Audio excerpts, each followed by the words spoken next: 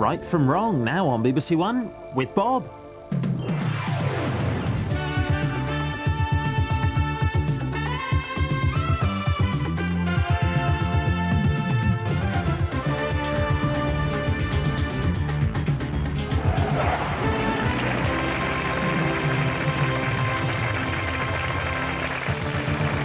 Here to play Wipeout and hoping to play for a dream ticket, Sarah Meredith from Liverpool, who's hoping to train as a nurse. Graham Morris, a student from Worcestershire. And Deborah Pawson, a receptionist from Scarborough. So, let's meet the star of the show, Bob Monkhouse. Thank you. Thank you. Thank you very much. Thank you. Very kind. Hello. Welcome to Wipeout. You know, I get a lot of letters asking whether my wife objects to me making jokes about her. But no. The answer is no. It would be beneath her to even acknowledge them. She's a very dominant woman, you know. She walks on the very ground I worship. But she has trouble saying important things. She's inhibited. She has difficulty saying things like, you know, I love you, and you're wonderful, and step out of the road, there's a car coming. Would you like to play Wipeout? Then we shall. Yes, please. Hello, folks. Very nice to see you. Welcome indeed to Wipeout. And you want to be a nurse. You're training to be a nurse, hoping to be a nurse. But in the meantime... I'm unemployed at the moment. Poor baby is unemployed at the moment. Oh, dear. But never mind. Tony Blair has a wonderful scheme to reduce the unemployment figures. He's going to have them printed smaller. True, it could help. It could help. What are your main interests? What do you like to do for fun? I like watching the X-Files. You're an X-File. Exophile. Exophile file. Oh, I love that show. Do you? Then let me test you.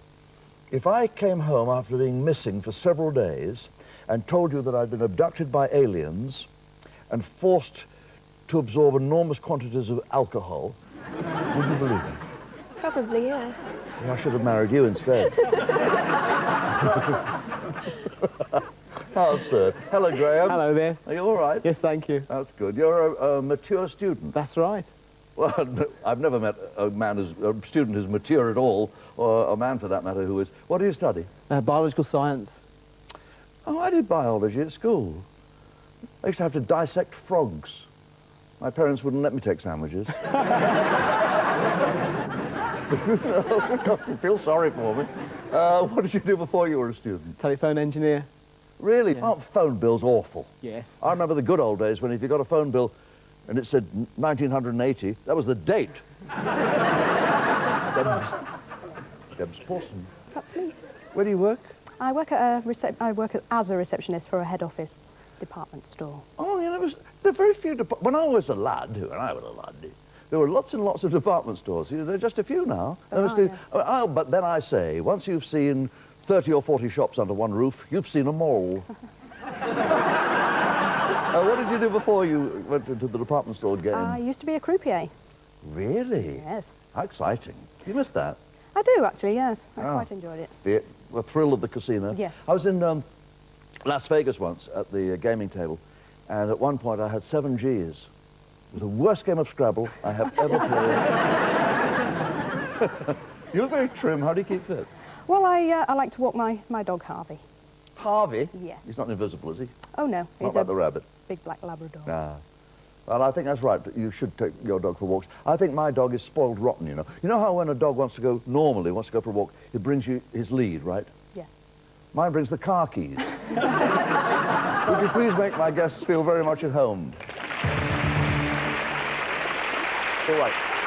At the end of the show, one of these lovely people will play for a ticket to a dream destination, but the best way to play in this game is to play it. So here comes round one, up on your screens right now, the title of the first grid, and it is Name Droppers. If you don't like your first name, you can always use your second name if you've got one.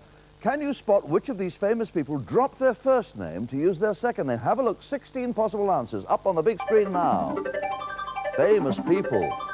11 of them dropped their first name to use their second name instead. 5 of them did no such thing. It's rich pickings if our players pick well, because each correct answer is worth £50 in the bank. Choose a wrong answer, all the money that they've banked is wiped out. But before we came on, our contestants drew their lucky lots. And Graham, you get to go first. So give me somebody who uses their second given name rather than their first. Warren Beatty. Warren Beatty. You're right, aren't you? I'm sure you're right. I'm sure I've read that. Warren Beatty. The American actor and director is actually Henry Warren Beatty. You chose well, £50 in the bank for Gray. And will you choose again? Yes, David Niven. David Niven. Is David your second given name? Yes, it is. He was the actor and star James David Niven. So you did very well there. You're guessing, aren't you? Certainly You're am. doing well, too.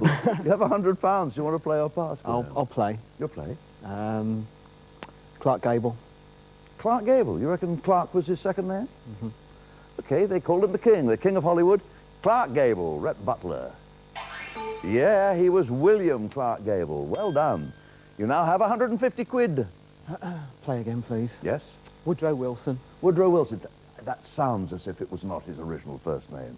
Sounds like he just like the WW, I bet you. Woodrow Wilson, the American president. Yes, he was Thomas Woodrow Wilson. Thomas Wilson. Doesn't sound as distinguished somehow. Though if there's a Tom Wilson looking in, I'm sure you're very proud of your name. Cover myself quickly. £200 to your credit. Now, and you will pass. It passes, therefore, to patient Debs. Thank you. We have 7 correct answers still on the grid there. I'll go with Steve McQueen. Steve McQueen. Yes, Steve McQueen was originally Terence Stephen McQueen. Orson Welles.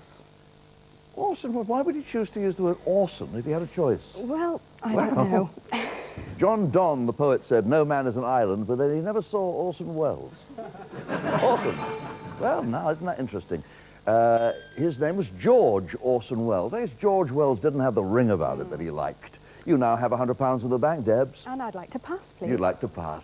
We pass to you, my darling Sarah, a 50-50 situation. 5 correct answers, 5 incorrect answers. Farrah Fawcett. Farrah Fawcett. I'll bet you're right. Farrah Fawcett. She is Mary Farrah Fawcett. Claude Debussy. Claude Debussy. Yeah. What has happened to the piano stool? It's been clawed by Debussy. What? The famous French composer Claude Debussy? Yes, he was Achille Claude Debussy. You have £100 in the bank. I'll pass. You'll pass. Please. And you pass to Graham, who has £200 to look after, with 5 wipeouts completely untouched on the grid. Neville Chamberlain. Neville Chamberlain. A British statesman who held a piece of paper in his hand. Arthur Neville Chamberlain. You chose correctly. You now have £250 in the bank. I've got a feeling that you're going to say, pass! Okay, Lovely. we're back with you, Debs, and your £100. Only 2 correct answers out of the 7 on the grid. Sam Peckinpah. Sam Peckinpah. Well, it's a great director and made some violent films like Iron Cross and The Wild Bunch. Was Sam his second name? It was. Sam Peckinpah's real name was David Samuel Peckinpah. You now have £150 in the bank. And I'll definitely pass. And you'll definitely pass because out of 6 answers on the grid, oh, Sarah, only 1 is correct. Olga Corbett. Olga Corbett. Yeah. Well, Olga Corbett's second name I know is Ronnie. She never used that. Olga Corbett. Sorry, the Soviet gymnast, who is no longer the little waif that she once was. She's rather a rotund lady now, has bounced away over the high bars with your money. Sorry about that, Sarah. And we pass to you again, Graham, with £250 to protect. Only 1 correct answer on that grid. Margaret Thatcher. You think Margaret Thatcher used her second name. If you're right, you'll have £300 banked. If you're wrong, it'll be goose egg for you. Margaret Thatcher. Oh, it is Bupkis, £250. Maggie Thatcher. Oh, isn't she wicked? What do you say, Debs? £150, 3 wrong answers on the grid, only 1 right one. I'll go for Anne Boleyn. Go for Anne Boleyn. Anne Boleyn, who said to King Henry VIII, I've got a tune in my head, I just can't get it out. And he said, I can fix that. Anne Boleyn! Oh, look at this. Everyone's flat on the floor with no money at all. And we're back with you, Sarah. Only 1 correct answer out of 3. Richard Attenborough. You say it's Lord Attenborough, who's using his second name, not his first. Lord Attenborough. Dickie was his first name, or Richard was. Graham, you have nothing to lose. It's 50-50. You have only your pride to salvage and 50 quid to find. Boris Becker. You say it's Boris Becker out of those two. If Boris Becker is using his second name, Boris, then you'll have 50 quid at least in the bank. If you're wrong and it's Slash Stallone, you'll stay where you are, right flat on the floor. Boris Becker. Well, you have to go one way or the other, and you went the other. Oh, dear. Well, it says up on a board here, Bob, recap the scores. Oh, sure. That's necessary, isn't it? Anybody have any doubt at all about the scores? I can only apologize profusely to all of you and offer you a second grid. Here's the title coming up right now. Jailhouse Jargon. If you break the law, you might get sent down. Can you spot another 11 words of prison jargon among these? Stick up the 16 answers, please. Here they come. 16 terms for prison, or are they? Well, of course, 5 are nothing of the sort. They're not terms for prison at all. You've got to find the correct ones, the ones that really do mean something. Now, the most correct answers actually gave us 5 correct answers, Graham, but Debs gave us 3 and Sarah gave us 2, so you get to go first and pick a term for prison, a slang term for prison. Stockade. Stockade. So they bunged Frank Sinatra in From Here to Eternity, wasn't he? Got beaten up by Ernest Borgnine in the stockade. Yes, that's correct. £50. Chokey. Chokey. I think it comes from the Hindi word for police station, the chokey. Chokey. Yes, it does. The can. The can. They threw them in the can. Americans call the loo the can as well. You get sentenced to 12 years in there. My gosh, there's something wrong with you. The can. Oh, the can. And you now have £150 to your credit, Graham. Porridge. Porridge. Well, we know the Ronnie Barker series celebrated a guy in Slade Prison, so we can assume that he was doing porridge. Yeah, he was. You now have £200 to your credit. Stir. Stir. You're going after these. You're just picking them off, aren't you? This is like fish in a barrel to you. Have you got something in your past you want to hide? Okay, stir crazy. Yes, that's correct. £250 in the bank. Slammer. Slammer. The lady's not getting a look in on this one. Slammer. Yeah, very American term, slammer. £300 it brings you to. Oubliette. Oubliette. You're showing your education now, aren't you? A bit clever. Are you getting too clever? Are you too smart for your own good? Let's find out about oubliette. It's a dungeon with a door in the roof. From the French oublier, to forget. The door's in the roof. There's no chance of getting out. And now I'm going to pass. £350 to your credit. It seems to me a noble gesture to pass over to Debs. 5 wipeouts are untouched up there. I'll go for the big house. The Big House. They made a movie like that with Wallace Beery. They got a big house. Okay, 20,000 years in Sing Sing. The Big House up the river. Yes, sir. Yes, ma'am. £50. You want to double it? I'll go for chiller. Debs says she's willing to risk her 50 quid that it's called the chiller. Got a feeling you were thinking of the cooler. Got a feeling that our question setters were thinking of the cooler when they put that little trap in there. Sarah, don't fall for any traps. Try not to. Calaboose. Calaboose. Yes. 11 more days and 12 more months I'll be out of the calaboose. Calaboose. That's an old song. Calaboose comes from calabozo, which is Spanish for dungeon. Bridewell. Bridewell seems to be one of those old words that we used in England several centuries ago. Bridewell. You were sent to She went to Bridewell. I think it's archaic. Bridewell. Yes, St. Bride's Well. St. Bride's Well was a prison for petty offenders, minor offenders. You now have £100, Sarah, and we know that there's only one correct answer remaining on the grid. Sewing factory. You want to risk your £100 for sewing factory? Yeah. All right, my darling. You're picturing them all with the mail bags there, with little arrows on their costumes. You really are living in the past. Sewing factory.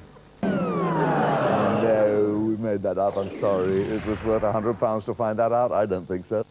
And now Graham is in the hot seat. £350 to look after. Which is the one remaining correct answer on the grid? Sepulchre, greenhouse, jug, hard sell. What do you say, Gray? Hard sell. You say it's hard sell. You don't think hard sell maybe is an expression for a salesman who uses the hard sell on a customer, do you?